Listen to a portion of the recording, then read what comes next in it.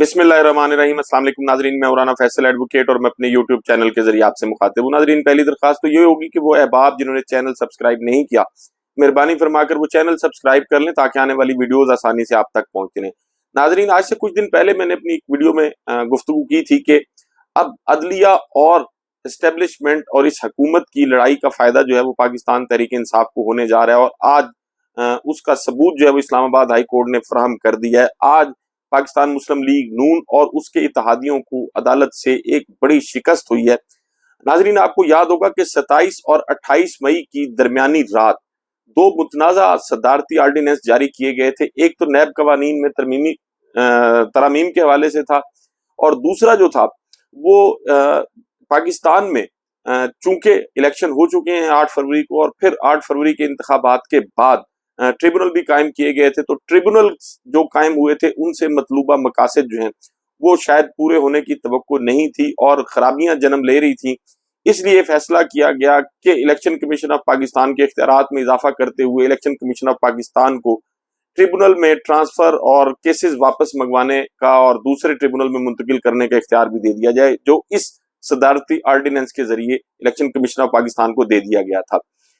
इस election commission को दिए गए इख्तियार को अलहदा से लाहौर हाई कोर्ट में चैलेंज किया गया, लेकिन चूंकि ये मामला ऑलरेडी इस्लामाबाद के 3 हल्के जिसमें आमिर मुगल साहब और शुएब शाहीन और अली बुखारी ने चैलेंज किया हुआ था कि पाकिस्तान मुस्लिम लीग नून के जो कैंडिडेट्स थे जिनको विनिंग कैंडिडेट डिक्लेयर किया गया इलेक्शन कमीशन ऑफ पाकिस्तान की जानिब से, वो धांधली के नतीजे में उनको विनर करार दिया गया, और फॉर्म 47 जो है वो फॉर्म 45 से मैच नहीं करता।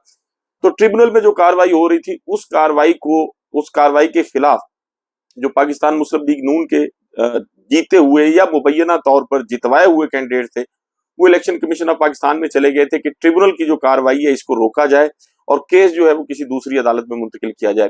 तो इलेक्शन कमीशन ऑफ पाकिस्तान ने ट्रिब्यूनल को कार्रवाई से रोकते हुए रिकॉर्ड भी मंगवा लिया था, और शकूर पराचा साहब पर मुश्तमिल फैसले से 3 दिन पहले ट्रिब्यूनल का तकर्रुर कर दिया गया था। खबर के मुताबिक जस्टिस शकूर पराचा जो है उनकी अदालत में या उनके ट्रिब्यूनल में ये केसेस जो है, तो ये सारा मामला जो है वो फिर इस्लामाबाद हाई कोर्ट में पाकिस्तान तहरीक इंसाफ के हिमायत याफ्ता उम्मीदवारों ने चैलेंज किया था। तो पीटीआई के जो उम्मीदवार थे वो शुएब शाहीन, आमिर मुगल और अली बुखारी, उन्होंने ट्रिब्यूनल की तब्दीली का सेक्शन के खिलाफ दरखास्त जो है वो इस्लामाबाद हाई कोर्ट में दायर की थी, जो आज जिसकी समाअत हुई, और चीफ जस्टिस आमिर फारूक साहब ने जो है वो इस दरखास्त की समाअत की।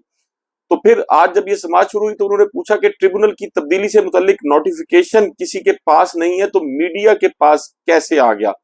मीडिया रिपोर्ट्स के मुताबिक 2 ट्रिब्यूनल्स बनाए हैं, एक बहावलपुर के लिए और एक रावलपिंडी के लिए।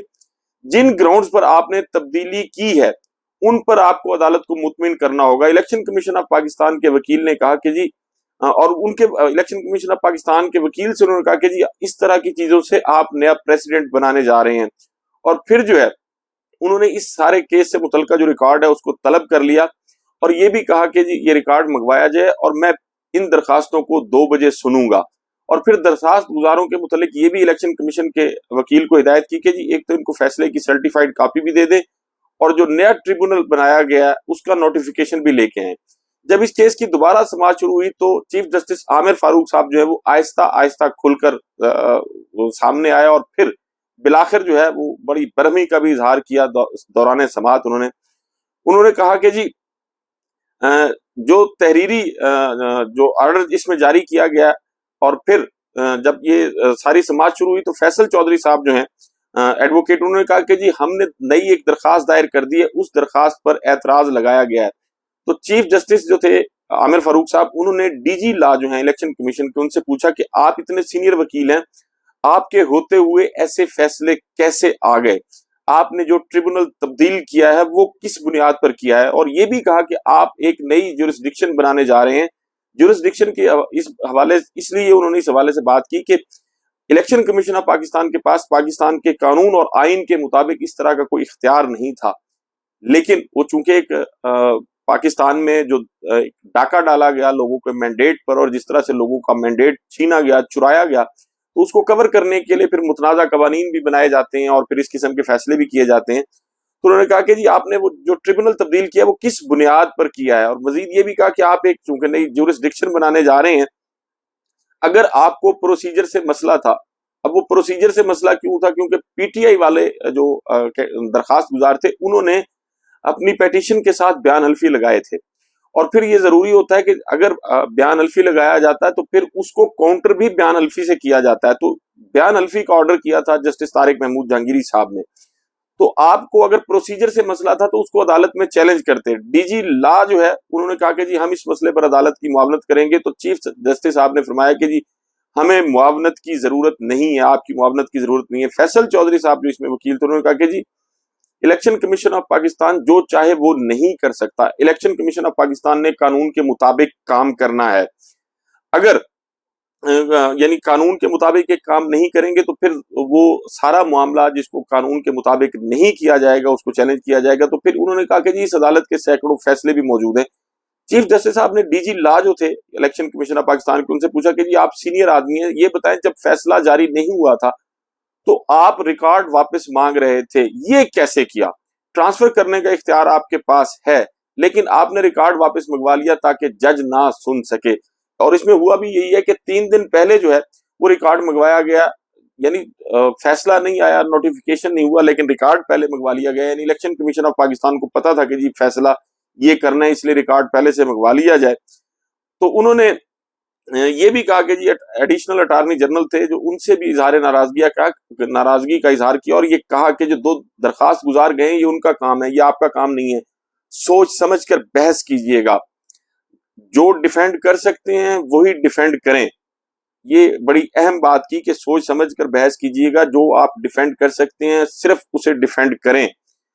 مجھے ان کے اختیارات کا بھی پتا ہے اور اپنے اختیارات کا بھی پتا ہے، اپنے پاؤں پر کلہاڑی مارنی ہے تو بتائیں، ابھی میں وہ فیصلہ معطل کر کے ٹریبونل بحال کر دیتا ہوں، جو مقصد آپ حاصل کرنا چاہ رہے ہیں وہ میں نہیں ہونے دوں گا۔ سوچ سمجھ کر بحث کیجیے گا کہ کوئی اختیار نہیں تھا کہ فائل منگوائی جائے، ٹرانسفر اتھارٹی آپ کے پاس ہے، مگر آپ ریکارڈ کیسے منگوا سکتے ہیں؟ آپ نے تینوں کیسز کا ریکارڈ منگوا لیا، کس بنیاد پر؟ اور پھر یہ بھی کہا کہ جی ٹریبونل کا جو ٹرانسفر کیا الیکشن کمیشن آف پاکستان کے الیکشن کمیشن آف پاکستان کے پاس سو موٹو پاورز جو ہیں وہ نہیں ہے، سو موٹو پاورز کے تحت یہ اختیار استعمال نہیں کر سکتا۔ جب اختیار استعمال کرنے کے لیے آپ کے پاس درخواست آئے تو پھر ریکارڈ جو ہے وہ منگوایا جا سکتا ہے، لیکن یہ بغیر درخواست کے آپ نے ریکارڈ کیسے منگوا لیا؟ روزانہ عدالتوں میں کیس ٹرانسفر کی اپلیکیشنز آتی ہیں، ہم تو ریکارڈ نہیں منگواتے۔ یہ رویہ ناقابل برداشت ہے، جس نے درخواست دی اس کا کام تھا ریکارڈ ساتھ لگاتا۔ اب یہ بڑی اہم بات کی کہ جس نے درخواست دی ہے وہ ریکارڈ ساتھ لگاتا، ویسے ریکارڈ تو تھا ان کے پاس جو جیل سازی سے تیار کیا گیا تھا۔ الیکشن کمیشن آف پاکستان نے سارا کچھ کرنا ہے، درخواست گزار نے کچھ نہیں کرنا۔ شعیب شاہین صاحب جو اس میں درخواست گزار تھے انہوں نے کہا کہ جی 7 دنوں میں جو ریسپونڈنٹ ہے انہوں نے جواب جمع کرانا ہوتا ہے، لیکن ان کو 3 سماعتیں جو ہیں موقع فراہم کیا گیا، 3 سماعتیں انہوں نے لی لیکن انہوں نے جواب جمع نہیں کرایا۔ تو ٹریبونل نے ان کو کئی مواقع دی، انہوں نے جواب چونکہ جمع نہیں کرایا، اور پھر ان سے ٹریبونل نے کہا تھا کہ جی آپ فارم 45 اور ایفیڈیوٹ جمع کرائیں گے، یعنی بیان حلفی آپ ساتھ دیں گے فارم 45 کے۔ راجہ خرم جو اس میں راجہ خرم نواز وکیل جو انہوں نے کہا کہ جی ہم نے جواب جمع کرایا، تو پھر چیف جسٹس نے فرمایا کہ آپ ایک طرف تو کہتے ہیں کہ جی آپ کو سننے کا موقع نہیں ملا، اگر آپ کو سننے کا موقع نہیں ملا تو پھر آپ نے جواب کیسے جمع کرا دیا؟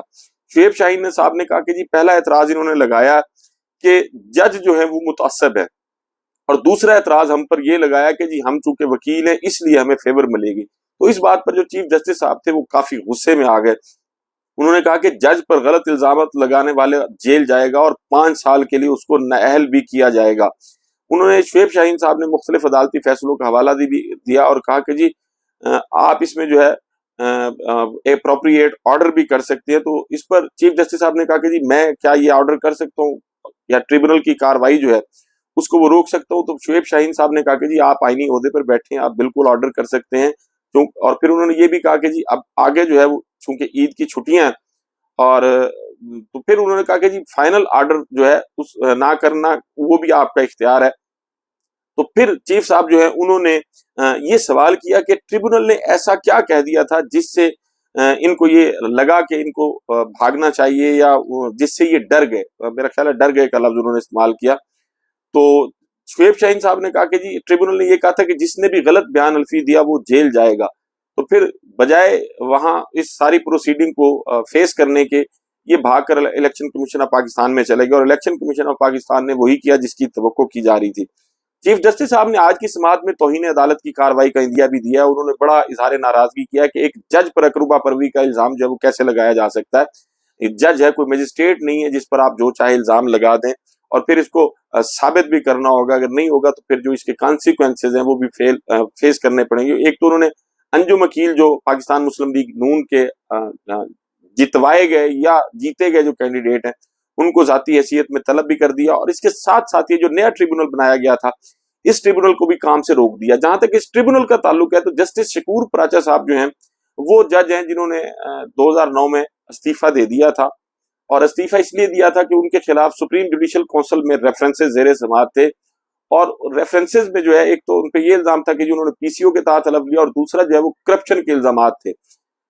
14 अगस्त 2009 डॉन अखबार में ये खबर भी रिपोर्ट हुई थी। तो एक ऐसा शख्स जिस पर करप्शन के इल्जाम हों और करप्शन के इल्जाम से बचने के लिए वो बजाय इसके कि सुप्रीम जुडिशल काउंसिल में जो रेफरेंस था उसकी कार्रवाई को फेस करते, उन्होंने इस्तीफा देकर मराहत लेनी जो है वो मुनासिब समझी। तो एक ऐसा शख्स जिसकी शोहरत बहरहाल ये है कि उस पर करप्शन के इल्जाम हैं, उसको रिटायर्ड शख्स को जज लगाने का ट्रिब्यूनल में उसका मकसद क्या था वो उसका कोई अंदाजा लगाना बहुत ज्यादा मुश्किल बात नहीं है।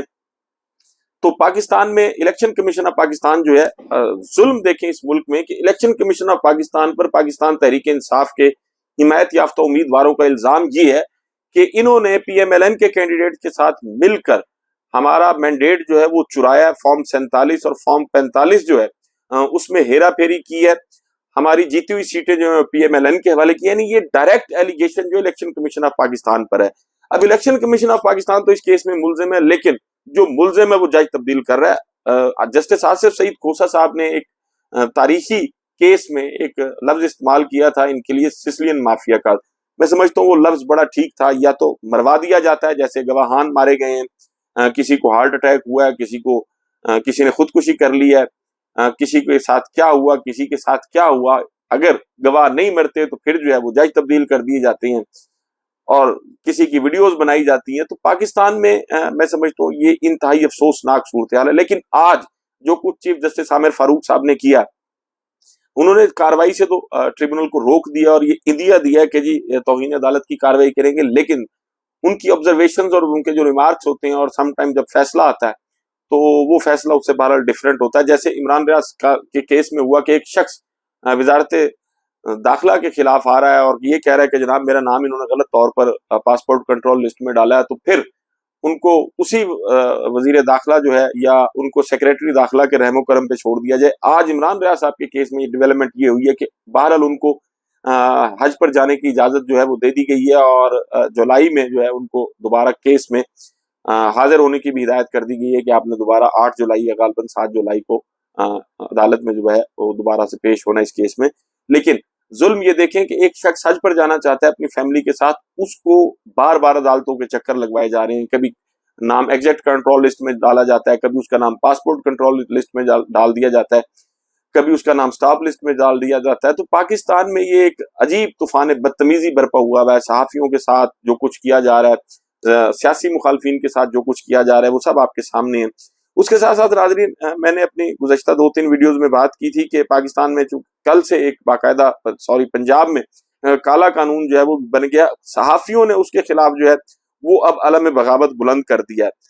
हतक इज्जत कानून जो है इसको कलदम करार देने के लिए जो पाकिस्तान की जो सहाफी कम्युनिटी है वो मैदान में आ गई है। लाहौर प्रेस क्लब के जो प्रेसिडेंट हैं अरशद अंसारी और जो वहाँ सेक्रेटरी हैं तारिक महमूद, उन्होंने इस कानून को चैलेंज कर दिया। अजहर सदीक एडवोकेट और ख्वाजा तारिक रहीम एडवोकेट के तवज्जुह से ये दरखास्तें दायर की गई हैं और इन दरखास्तों में ये मौक़िफ़ है कि हतक इज्जत का कानून काला कानून और आइन से मुतसादिम है। इस कानून की आड़ में सहाफ़ियों और आम शहरियों के बुनियादी हकूक सलब किए जाने का खदशा है। आइन पाकिस्तान शहरियों के आज़ादी इजहार के बुनियादी हक को तस्लीम करता है। आज़ादी इजहार के बगैर जमहूरी माशरे और शहरी आज़ादियों को बरकरार नहीं रखा जा सकता। हुकूमत कानून को अपने सियासी मकासद के लिए इस्तेमाल करके खुद मुल्क में अफरा तफरी पैदा करना चाहती है। मुहज़्ज़ब दुनिया में ऐसे कानून की कोई गुंजाइश नहीं। पैमरा, पीका कवानीन और जर्नलिस्ट प्रोटेक्शन एक्ट की मौजूदगी में हतक इज़्ज़त कानून इम्तियाजी सलूक है। आइन के तहत किसी खास तबके को टारगेट करके मखसूस कानून नहीं बनाया जा सकता।